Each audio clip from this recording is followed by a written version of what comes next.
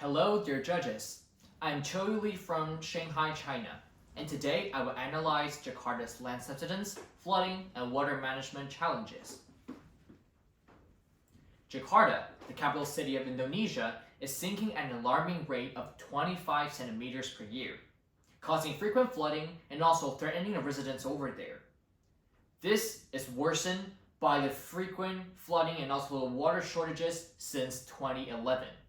Which seem contradictory given the frequent floods. The problem stems from a complex interplay of urbanization, poor drainage, and over-extraction of the underground water resources, causing the residents to fulfill their own needs. Jakarta, located on a highly populated island of Java, sits on a tectonic plate boundary. As urban sprawl consumes vegetation, water infiltration decreases, leading to surface water accumulation and frequent flooding. This lack of infiltration depletes the underground water reserves, causing further land subsidence as the ground weakens, which means that the ground under the city of Jakarta is becoming more and more empty. To find solutions, we can look to similar cities, for example, Shanghai. Like Jakarta, Shanghai faces flooding risks but has avoided major issues. This is because the wise choice of the Shanghai municipal. Upon urban sprawling, the Shanghai government does not tear away all the vegetation for urban development. Rather, we maintained a considerable amount of forests and wetlands which are turned into national parks. On top of that, each residential area of Shanghai is required to keep a certain area of green land with vegetations, which preserves the infiltration functions and the soils. For water usage, most of Shanghai's tap water comes from the 4 reservoirs surrounding the Shanghai city, which can hold up large amounts of water, even during a very hot summer or when the Yangtze River has less water sometimes. Well, it is very easy for Indonesia or Jakarta to just adopt one of the methods used by Shanghai. But in my opinion, a unique solution tailored to the circumstances of Jakarta is most essential. I can understand the thought of some Indonesian officials to move their capital to somewhere else in Kalimantan.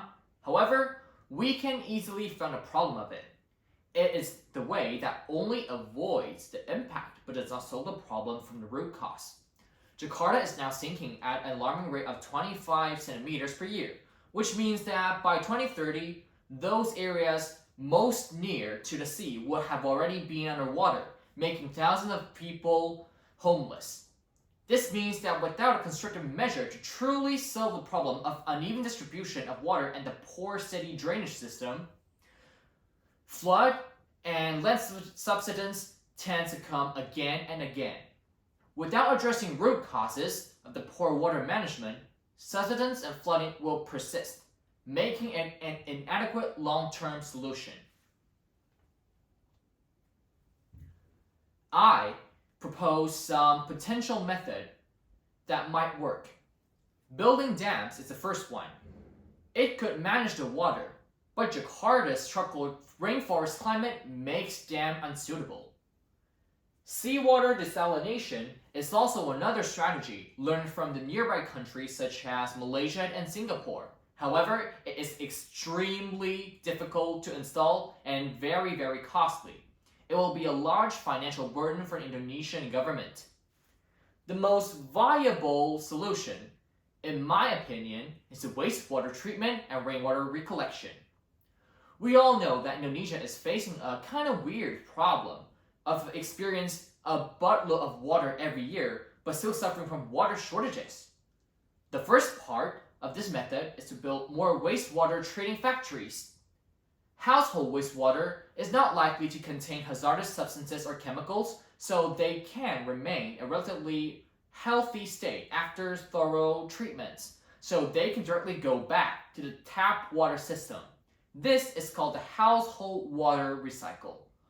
For industrial water, on the other hand, they tend to be a little bit more dangerous than the household water, so they require more sophisticated process.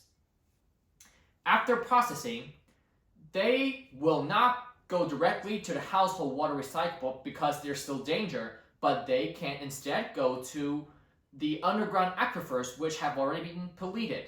This is called underground refilling. And also, I think a system of trench-like drainages is also very mandatory for Jakarta, because they not only drain out all the flood water during large floods, but also collect rainwater all time in a year.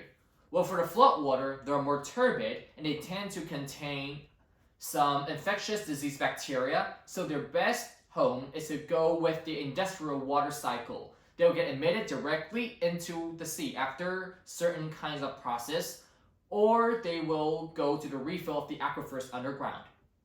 For the rainwater, since Jakarta is not a city with heavy air pollution, the rain over there is relatively clean, so they can be a part of the household water recycle.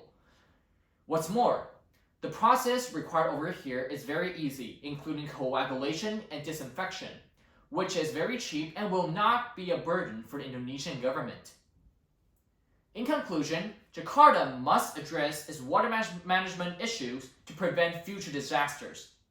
Though complex, this experience has taught me valuable lessons about problem solving in the real world. I hope my ideas can contribute to solve a real world problem just like the Jakarta one. So thank you for your time and your attention. See you again.